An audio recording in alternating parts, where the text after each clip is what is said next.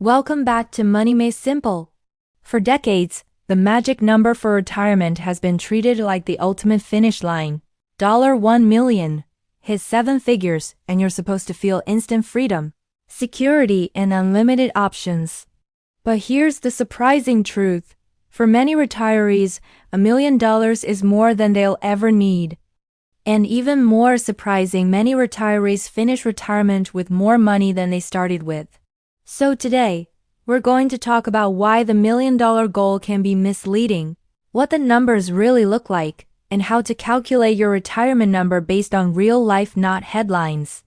The $1 million myth versus real retirement reality. Financial media loves the $1 million milestone because it's clean, round, and dramatic. But retirement doesn't work like a single number scoreboard. Most retirees don't live off investments alone. They typically have multiple layers of income, starting with Social Security, and sometimes pensions, part-time work, or rental income. And there's another key reality that rarely gets talked about. Spending tends to decline with age.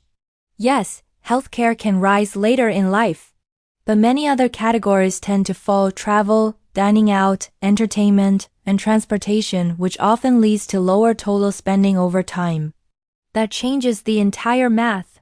A simple way to think about retirement retirement planning gets much clearer when you stop asking, "Do I have $1 million?" and start asking, "Do I know my gap?" Here's what that means. Figure out what your lifestyle costs per year, subtract your guaranteed income, like Social Security and pension. Whatever is left is the gap your investments need to cover. That gap, not a headline number, is what determines how much you really need. Example number 1. A retired couple, average lifestyle. Let's say a couple is retired and both receive Social Security. Together, their Social Security covers a large part of their annual expenses. So instead of needing investments to fund their entire lifestyle, they only need investments to cover the remaining gap. And when the gap is smaller, the amount of savings required can be far less than $1 million, sometimes a few $100,000, depending on spending and withdrawal rate. Example number 2. A single retiree.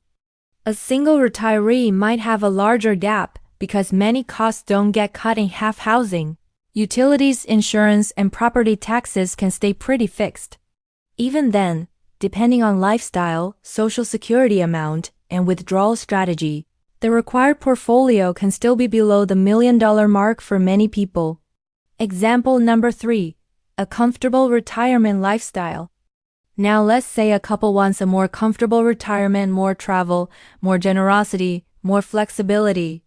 Even in that scenario, Social Security can cover a meaningful portion of the budget, and the investments only need to fill the rest. Again, the key pattern stays the same. Once you include Social Security and realistic spending patterns, the $1 million target often becomes less relevant.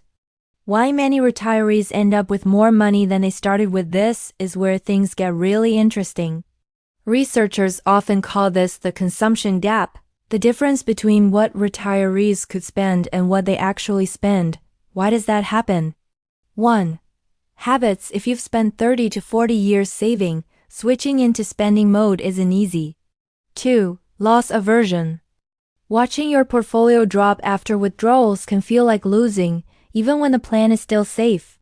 3. Uncertainty, longevity, inflation, market volatility, healthcare. Fear makes people hold back. The result? Many retirees withdraw less than they safely could, and their portfolios continue growing. The real retirement risk isn't not hitting $1 million. Here's the core message. The biggest risk isn't missing an arbitrary milestone. The real risk is chasing a number that doesn't match your lifestyle and working longer than necessary. While your healthiest years pass by, retirement success isn't about bragging rights. It's about having enough to live well and giving yourself permission to use what you worked so hard to build. A practical framework to find your number.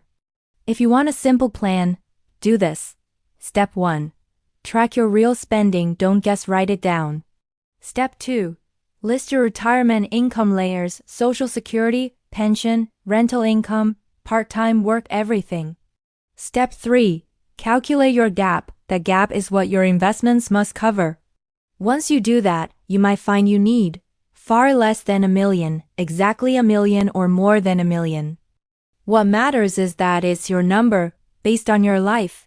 So let me ask you, do you think the magic million is a helpful goal or a misleading headline? Drop your thoughts in the comments. If this helped, hit like, subscribe to Money Made Simple, and share this with someone planning retirement. See you in the next one.